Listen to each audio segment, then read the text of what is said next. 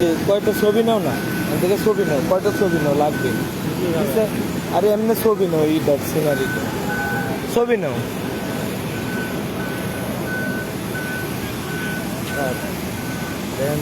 সবাই গরম করে এলাম একটু, গ্যাসটা খাইয়া যাইব গা স্যার।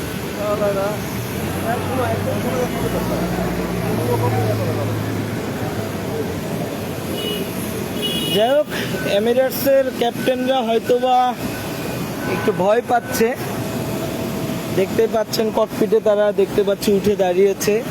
কারণ বিষয়টা আসলে একজন ফরেন হিসেবে তাদের জন্য ভয়ঙ্কর, যেহেতু গতকালকে 6 ঘন্টা ফ্লাইট উঠানামা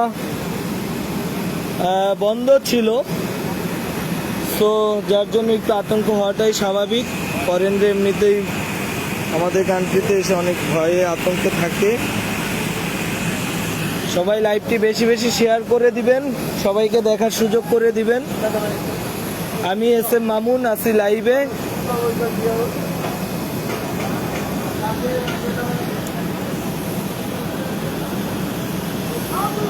আসলে যেহেতু এটা একটি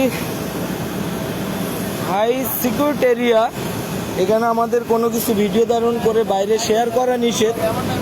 তবে যেহেতু বাংলার মানুষের জয় হয়েছে, যার জন্য বাংলাদেশ এয়ারফোর্সও ভিডিও বা লাইভ করার জন্য কোনো কিছু বলছে না, কিংবা বলতে চাইলেও তাদের বলার সুযোগ নেই। তো কিছুক্ষণের মধ্যে এই যে বোর্ডিং ব্রিজটি কানেক্ট করা হবে, ফ্লাইটে কানেক্ট করেই তাদেরকে অপলোড করে দিয়ে এমিরেটসের ফ্লাইটটি যাবে। তাদেরকে অবশ্যই আইনের আওতায় আনা হবে, আনার ব্যবস্থা করবেন। তাদেরকে কোনোভাবেই ছাড় দেওয়া হবে না।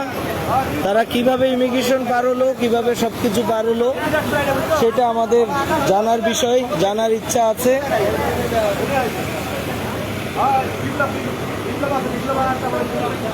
ভাই হ্যাঁ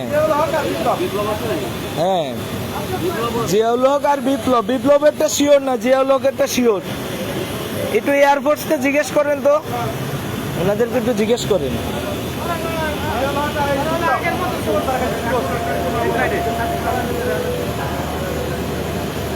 করে সব পালাচ্ছে, তাদেরকে বোঝাও কঠিন, যেহেতু ইমিগ্রেশন বাংলাদেশ পুলিশ কন্ট্রোল করতো, যেহেতু সম্ভবত এখন এয়ারফোর্স করছে, আমি এটা শিওর জানি না।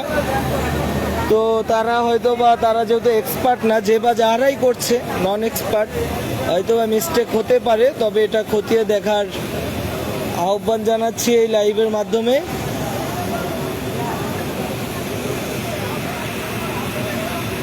তো যাই হোক, বাংলাদেশের এমিরেটস এয়ারলাইন্সের গ্রাউন্ড হ্যান্ডেলিংয়ে যারা আছেন, তারা ইতিমধ্যে এই যে সিঁড়ি দেখতে পাচ্ছেন, সিঁড়ি দিয়ে উপরে উঠে ক্যাপ্টেনকে জানিয়ে দিয়েছেন যে তোমাদের কোনো সমস্যা নাই, কোনো অসুবিধা নাই। বাংলাদেশকে ধ্বংস করেছে যারা, বাংলাদেশে যারা আগুন লাগিয়েছে, খুনি যাচ্ছে তোমাদের ফ্লাইটে, আমরা শুধুমাত্র ওদেরকে নামিয়ে নিব, দ্যাটস ইট, এর বাইরে কিচ্ছু না।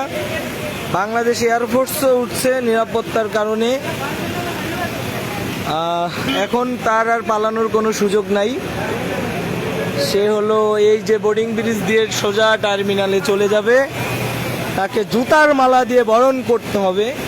আসলে যেহেতু লাইভ করছি, টার্মিনালের ভিতরেও যেতে পারছি না এই মুহূর্তে কিছু নিষেধাজ্ঞা থাকার কারণে।